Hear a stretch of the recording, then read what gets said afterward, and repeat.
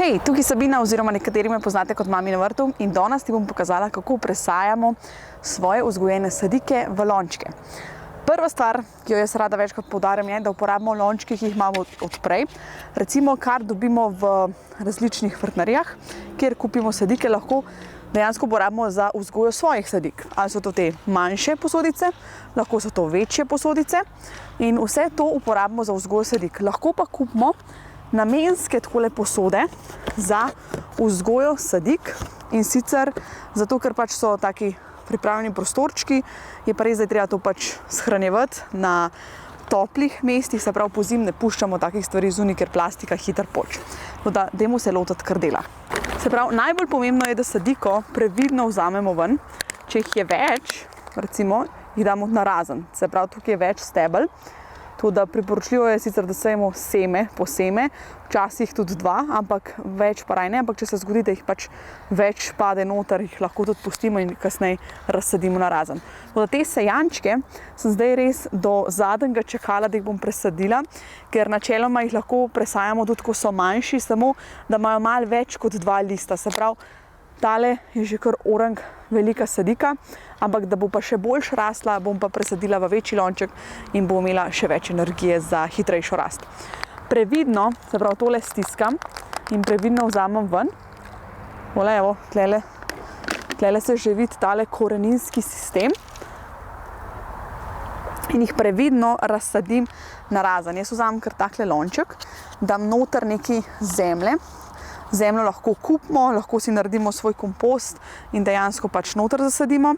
Jaz jo večinoma kar kupujem oziroma delam mešanice iz komposta in pa kupljene zemlje. Paradižnike, če treba, jih počasi in previdno ločimo. Tole. Sicer malo zemlje pade dol, ampak brez skrbi važno, da ohranimo te korenine. In potem previdno odložimo noter, potem pa dodamo zemljo še okrog.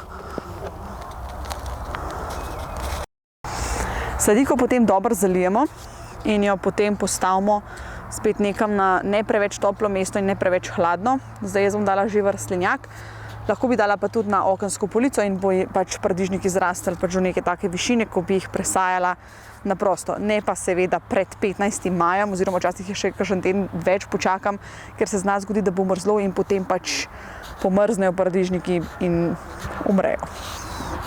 Jaz si vedno prej pripravim kar takele platojčke.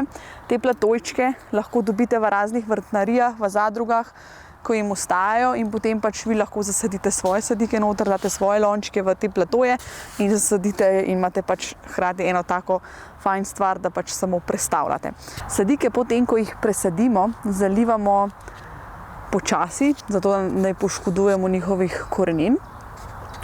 In jih potem samo pač še imamo do cirka 15. maja v rastlinjaku, nekje na toplem, v topli gredi in potem jih lahko presajamo na prosto. Tako da za vso nego paradižnika, kako jaz delam, si lahko gledaš na YouTube kanalu Mami na vrtu in če imaš še kakršnokoli vprašanje, mi napiš spodaj. Drugače pa uživaj, čim več bo to zun, pa se gledamo naslednjič. Čau!